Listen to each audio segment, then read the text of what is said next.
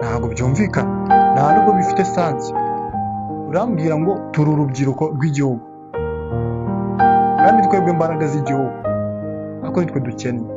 Ubukene ntabwo ari ukubura amafaranga, nuko abenshi nyine bazi ko iyo babuze amafaranga baba bakennye. Ubukene ntabwo ari ukubura amafaranga, ubukene ntabwo ari ukubura akazi wowe wiyita umukene kandi utari umukene. Mbere na mbere ubundi ubukene ni iki? By'imbusane, hari ibintu biba bitumvikana, ugasanga ni inkuru imeze ukuntu, usanga irimo irapfobya ikintu runaka ariko ijyanye n'urubyiruko. Mbere y'uko dutangira rero cyangwa mbere y'uko dukomeza, hari ikintu nshaka gusaba mwebwe mugiriye ubuntu cyangwa se mubonye ino video mugakandaho mukinjira. Mbere y'uko dukomeza twabasaba, niba video nuza kuyikunda ukayireba ukumva ko yayikunze, wadukandira like cyangwa se ukanayohereza inshuti zawe, cyangwa ukaba wanadushyira kuri status, nyine ukadukorera share, byaba ngombwa ukanatanga n'igitekerezo kugira ngo turebe ibyo twakosora, kuko urabona turi bashyashya kuri channel. Iyi ni yo content ya mbere ijeho hano, kandi dushaka gukomeza gukora tukabagezaho ibintu byinshi nk'urubyiruko rushaka kwiteza imbere. Uyu munsi rero nshaka turi buze kuganira ku kintu kimwe kiri hano hanze kirimo kirasirikira abantu benshi barimo baravugaho. Nshaka tuganire ku muntu uherutse gutangaza akavuga ati urubyiruko rw'u Rwanda ngo rwugarijwe n'ubukene, cyangwa se urubyiruko rw'u Rwanda rurakennye. Kubera ko njyewe bino bintu narabyumvishe numva ndababaye, kubera ko hano hanze igihugu cyacu ni na cyiza cyane, gikita ku rubyiruko. Abagiye badutegura ibintu byinshi, ahantu ibyo dushobora gukora tugakuramo amafaranga, baduteguriye amasomo dushobora kwiga tukihangira imirimo. Ariko kubera nyine icyo kibazo cy'ubukene umuvandimwe yatangaje cyangwa yavuze,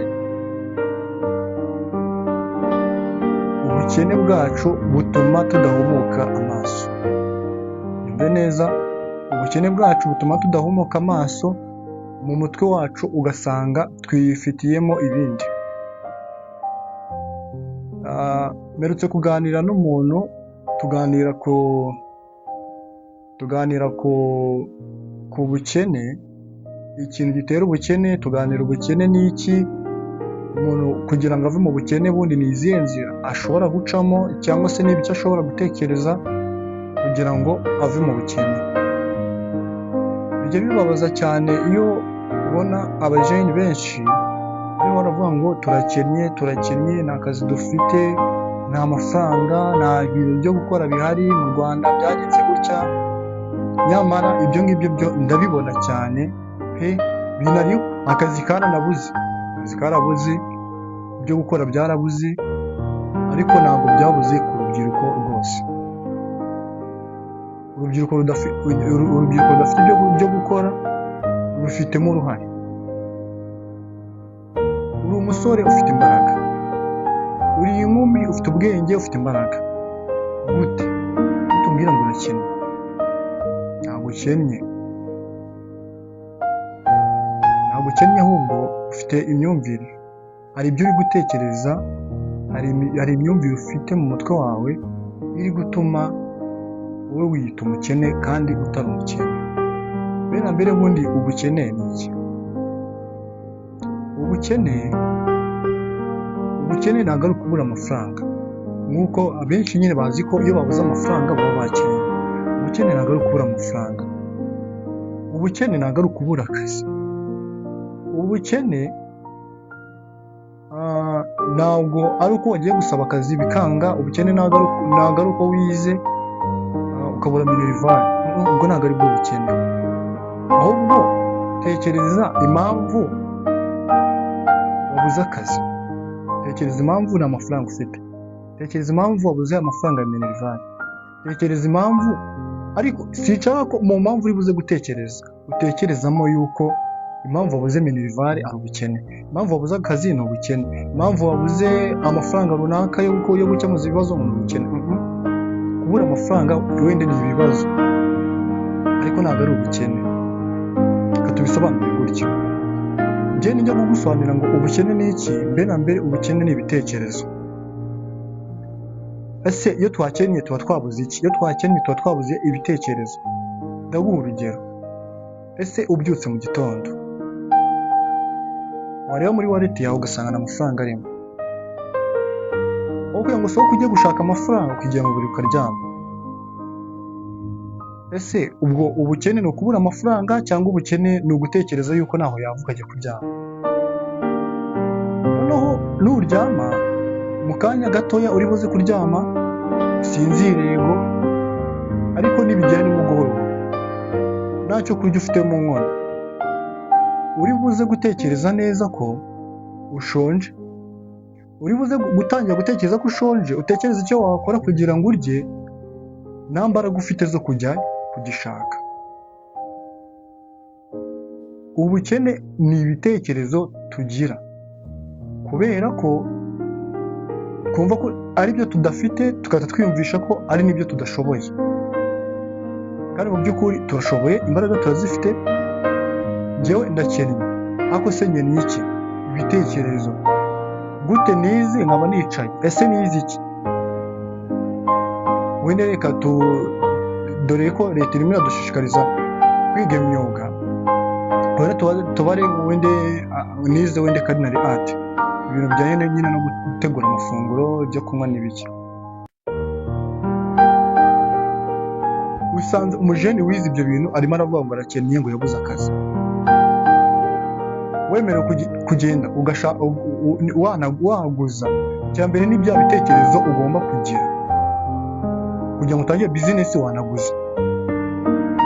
Kandi umuntu wize ibintu bijyanye no guteka ntabwo kugenda ngo ukore business biri buze kumukotinga amafaranga menshi, ntabwo biramusaba amafaranga menshi. Ushobora kugenda kuguza wenda tuvuge 2,000, ukavuga ati njye 2,000 nzabiguha iki gihe n'iki. None ibyo 2,000 no bifata, ntabwo wagenda ukareba ikintu ukoramo. Yewe hari utuntu ujya mbona mu isoko tugura 10.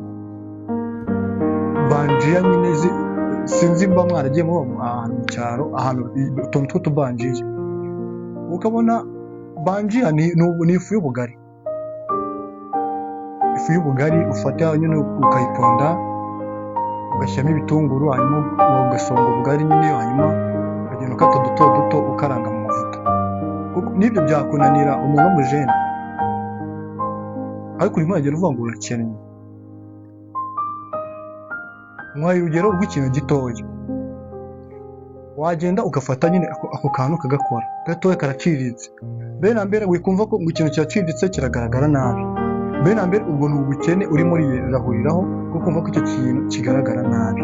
Ntabwo kigaragara nabi, ahubwo ni wowe ugaragara nabi. Ego sinzi izina ryawe ufite muri quartier yawe, sinzi uko ugenda muri quartier yawe, sinzi uko bakubona, ariko nutangira kuka business gaciriritse, abo baciriritse kukurusha, unyumve neza, abaciriritse kukurusha bazaguseka ngo reba runaka ibintu arimo arakora, yabuze akazi, reba ibintu arimo arakora, biraha. Ariko nutekereza neza, umuntu uzaze kuguseka gutyo, umuntu afite ubukene bwitwa ubukene bw'ubwibone. Umuntu ashobora kuba afite amafaranga, ariko ni umukene, hari ibitekerezo ataragira, nayo mafaranga nta kintu yamumarira.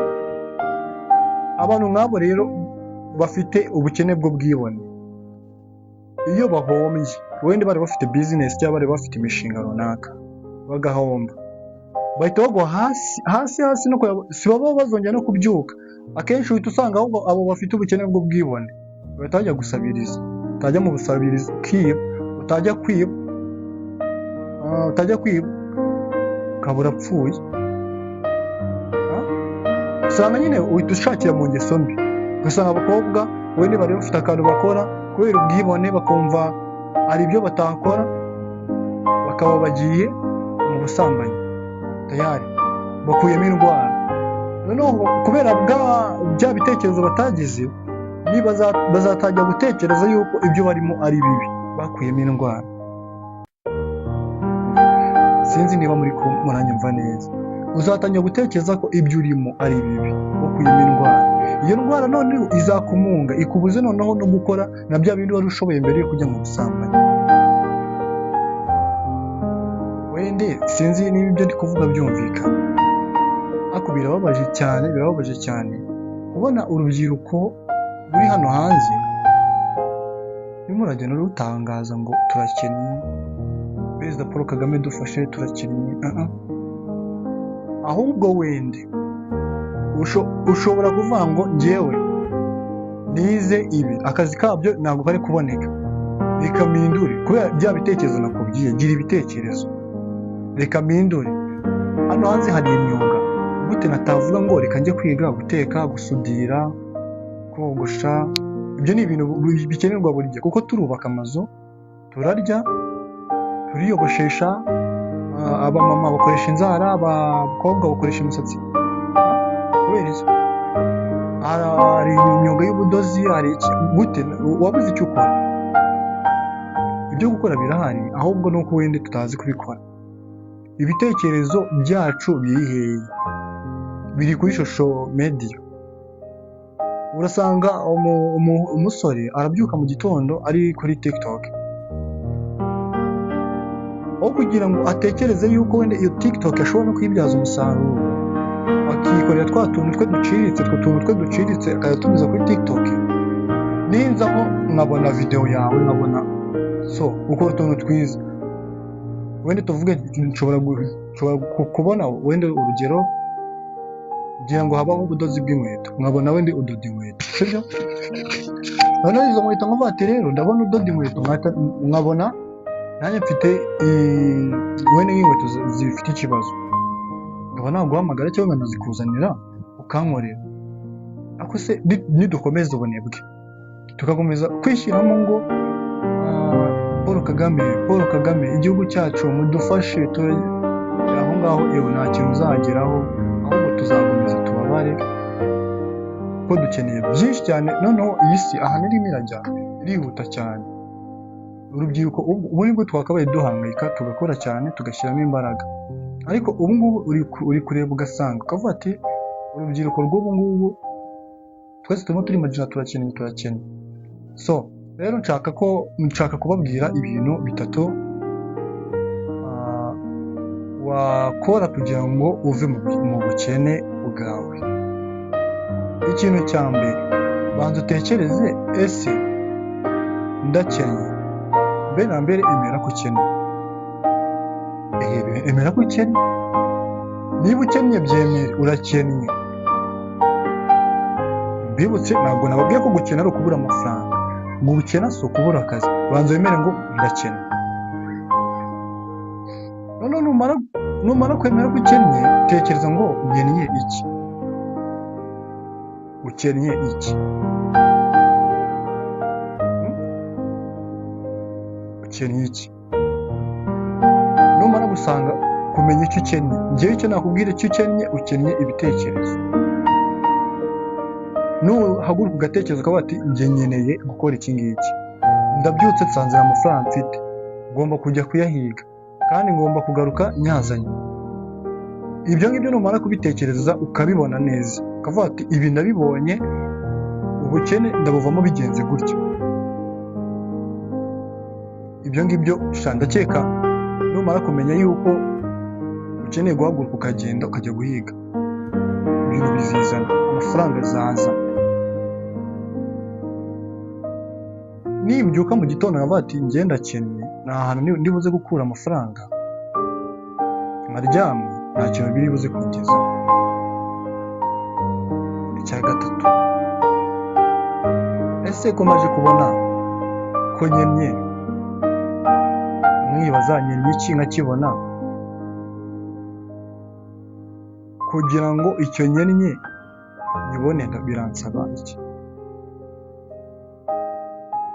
Hari uwo biri buze gusaba kwiga, hari uwo biri buze gusaba gushirika ubute, hari uwo biri buze gusaba gushirika ubwibone, bitewe nyine n'icyo wowe ubwawe kikubase.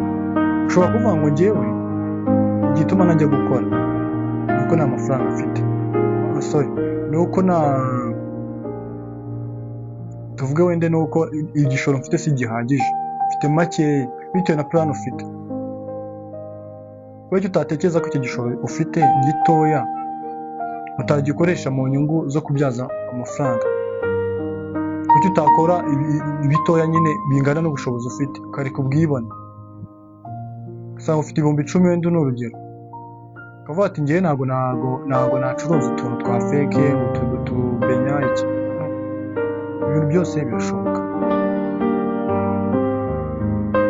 Noneho rero wowe wadukurikiye, niba ari icyo wungukiye mwana, haguruka ukore niba ntacyo ufite cyo gukora. Niba ufite icyo gukora rero wikumva ko wagezeyo, kuko no kumva ko wagezeyo bura ngo ni ubukene. Tangira utekereze cyane uvuge ati ese ko uyu munsi maje kubona ko ibintu bimeze gutya, nshobora gukoresha imbaraga zanjye z'umubiri, nshobora gukoresha imbaraga zanjye z'ubwenge zo gutekereza, hanyuma ibyo ntekereje nkabishyira mu bikorwa, kandi nkabishyira mu bikorwa kizamo imbaraga z'umubiri ndetse n'imbaraga z'ubwonko. Muri minsi iyi si ahantu irimo iratuganisha ntabwo ari ahantu ho kumangamanga, kuko ndakeka ngiye mu myaka 5 umuntu uriho ubu ngubu atarajijuka mu mutwe, ndakubwiza ukuri nta kintu azageraho, nta n'ikintu azaba ariho mu myaka 5 uretse nk'ubu AI reka ibanze ibintu byose byinjiremo neza ko ari ibintu bitaratangira gukora. Araho uzajya gusaba akazi usange AI yagutanze kare, ntabwo kazi gato wakabayibona biba kuri telefone sikororinga umanura. Urimo urareba abatwika kuri TikTok akanda like ugasharinga, ariko se bigufasha iki? Ntacyo bigufasha. Gerageza mu byo ushoboye byose gukora, imbaraga zawe zose zikureyo, ube maso kandi utekereze byagutse. Ibitekerezo byiza nibyo bikenewe, hanyuma ibindi byose biziza. Iki kiganiro rero ntabwo kirangiye, kuko nzagenda nza nongeraho utundi kugeza igihe ubukene buzacika, cyangwa se kugeza igihe uzabona yuko ari urwego rumwe cyangwa urundi tugezeho. Mu myaka yose iri imbere dukeneye urubyiruko rukora.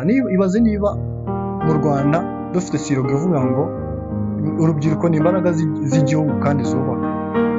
Ibaze noneho izo mbaraga z'igihugu ko arizo zikene, abari si n'abasaza bari kubivuga, bakaba bavuga ati imbaraga z'igihugu zubaka. None imbaraga z'igihugu zirimo zirakena, gute dukena turi urubyiruko? Ntabwo byumvikana, nta nubwo bifite sansi. Urambwira ngo turi urubyiruko rw'igihugu kandi twebwe imbaraga z'igihugu, ako nitwe dukene. Mbega ibintu biciriritse. Ubu nitwe urubyiruko nitwe twakabaye dukiza, kuko ni twebwe imbaraga z'ejo. Ahubwo se ko urubyiruko ari rwo rufite ibibazo kurusha abasaza. Ukantu mugatekerezeho. Tuzagaruka ubutaha tuvuga ngo ese imbaraga bundi ni iki? Imbaraga z'igihugu ni iki? Kongera ikibazo kivuga ati ese twaba gute imbaraga z'igihugu? Mbega iyo uvuze imbaraga z'igihugu ntabwo wavuze ngo uzajya gukorera abandi, ni wowe uzikorera ukabona inyungu yawe bwite, wowe inyungu yawe kwinjiraho. Ntabwo ari inyungu izinjira kuri runaka, ni inyungu wowe izakwinjiraho. Mbibutsa niba utarakanda subscribe, ukanda subscribe na sharing ku nshuti zawe, unatange n'ibitekerezo byawe, utubwire n'icyo twaganiraho ariko cyerekeranye ifaranga ku rubyiruko. Turagushimiye rero uri kubana na Master, naho utaha ikiganiro